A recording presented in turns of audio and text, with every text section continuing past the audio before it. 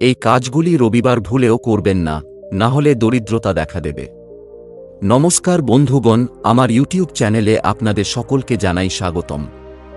আজকের এই ভিডিওটিতে আমি রবিবার নিয়ে কিছু উল্লেখযোগ্য বাস্তুশাস্ত্রের কথা বলবো, যা আপনাদের জানা খুবই প্রয়োজন। হিন্দু ধর্মে প্রতিটি দিন এক বা অন্য দেবতাকে উৎসর্গ করা হয়, সেজন্য রবিবার সূর্যদেবকে উৎসর্গ করা হয়। তাই এমন কিছু কাজ আছে যেগুলি রবিবার দিন ভুলেও করা উচিত নয়। এই কাজগুলি করলে পরিবারে দরিদ্রতা দেখা দেয়। তাই আজকের এই মূল্যবান ভিডিওটি অবশ্যই শেষ পর্যন্ত দেখবেন এবং কমেন্টে নিজের মন থেকে জয় শ্রীকৃষ্ণ, জয় শ্রীরাম, হর হর মহাদেব অবশ্যই লিখবেন। তাছাড়া ভিডিওটি নিজের বন্ধু বান্ধব তথা আত্মীয় স্বজনদের সঙ্গে অবশ্যই শেয়ার করবেন, যাতে উনারও উপকৃত হতে পারেন। রবিবার ভগবান সূর্য দেবতাকে উৎসর্গ করা হয়। এই দিনে সূর্যদেবকে অর্ঘ্য নিবেদন ও মন্ত্র উচ্চারণ করলে সূর্য দেবতার আশীর্বাদ পাওয়া যায়। তবে রবিবারে কিছু কাজ এড়িয়ে চলা উচিত। রবিবার এই কাজগুলি এড়িয়ে চলুন। হিন্দু ধর্মে প্রতিটি দিনের নিজস্ব গুরুত্ব রয়েছে। প্রতিটি দিন এক বা অন্য দেবতাকে উৎসর্গ করা হয়। রবিবার সূর্যদেবকে উৎসর্গ করা হয়। এই দিনে আচার অনুষ্ঠান ইত্যাদি করলে সূর্য দেবতার আশীর্বাদ পাওয়া যায়। এছাড়াও ব্যক্তির কুণ্ডলিতে সূর্যের অবস্থান শক্তিশালী হয়। এমনটা বিশ্বাস করা হয় যে রবিবারে সূর্য দেবতার আরাধনা, জল নিবেদন এবং মন্ত্র উচ্চারণ করলে ব্যক্তির সৌভাগ্য বৃদ্ধি পায়। যিনি প্রতি রবিবার এভাবে সূর্য দেবতার আরাধনা করেন, তিনি প্রতিটি কাজে সফলতা পান। এই দিনে 108 বার সূর্য মন্ত্র জপ করলে ব্যক্তির সমস্ত ইচ্ছা পূরণ হয়। কিন্তু রবিবারে কি কি জিনিস এড়িয়ে চলা উচিত জানেন? যদি না জেনে থাকেন তাহলে আসুন জেনে নেওয়া যাক। রবিবার কোন কাজগুলি সূর্যকে দুর্বল করে এবং অশুভ ফলাফল দেয়। রবিবারে মাংস এবং মদ খাবেন না। হিন্দু ধর্মে প্রতিদিন সম্পর্কে কিছু বিশ্বাস তৈরি করা হয়েছে। এতে রবিবার মাংস ও মদ সেবন না করার কথা বলা হয়েছে। রবিবার মাংস খাওয়া অশুভ বলে মনে করা হয়। এর ফলে সূর্য দেবতা ক্রুদ্ধ হন এবং ব্যক্তি আর্থিক সমস্যায় পড়তে শুরু করেন। সূর্যাস্তের পর লবণ খান। জ্যোতিষশাস্ত্র অনুসারে রবিবারে কোনো ব্যক্তির নাকি লবণ খাওয়া উচিত নয়। এটি বিশ্বাস করা হয় যে এই দিনে সূর্যাস্তের পরেই লবণ খাওয়া উচিত।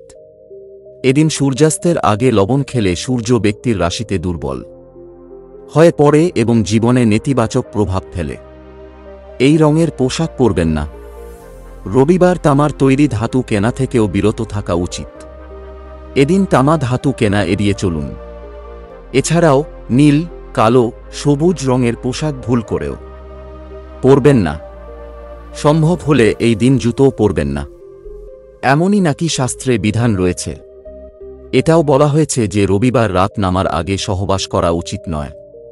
এই দিনে কোনো ব্যক্তির মাংস এবং অ্যালকোহল খাওয়া উচিত নয়।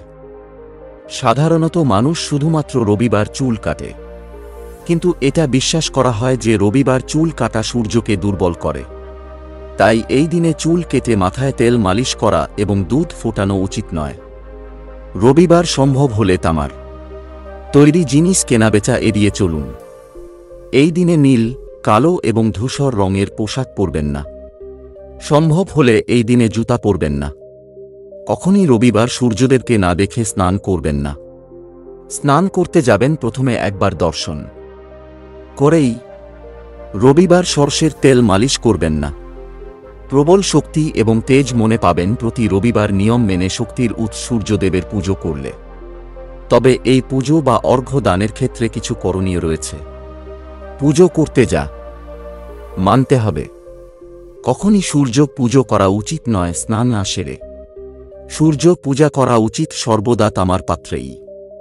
কোনরূপ চিনি বা মিষ্টি জাতীয় জিনিস দেওয়া যাবে না পূজার অর্ঘ্যদানের জলে। এর পাশাপাশি এই পবিত্র জল যাতে এক ফোঁটাও পায়ে না পড়ে, সেটাও লক্ষ্য রাখতে হবে। সূর্যদেব অর্ঘ্যদানের সময় মেঘের আড়ালে চলে গেলেও অর্ঘ্যদানে বিরত হওয়া যাবে না। আপনি যদি প্রতি রবিবারে এই সমস্ত কিছুর যত্ন নেন, তবে আপনাকে কখনই সূর্য গ্রহের অশুভ দৃষ্টির মুখোমুখি হতে হবে না।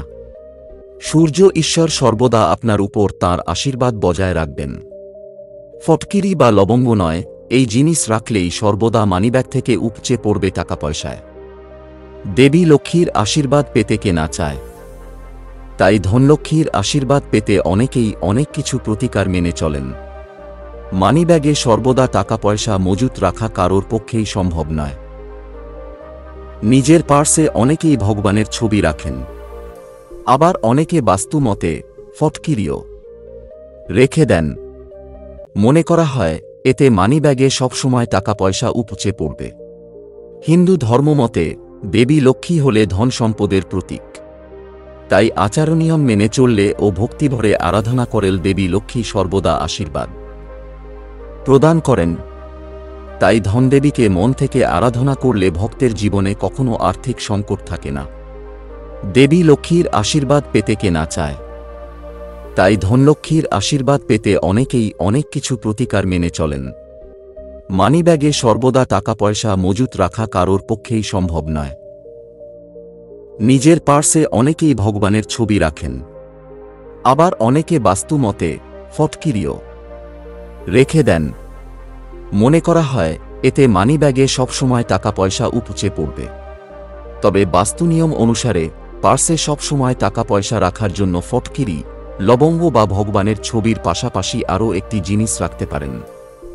তাতে লক্ষ্মীর আশীর্বাদ বজায় থাকবে, পরিশ্রমের প্রাপ্য বিফলে যাবে না। চিনির মিছরির বেশ কিছু প্রতিকার মেনে চললে মানিব্যাগে থাকবে হাজার হাজার টাকা। ধর্মীয় বিশ্বাস অনুসারে দেবী লক্ষ্মী চিনির মিছরি খুব পছন্দ করেন।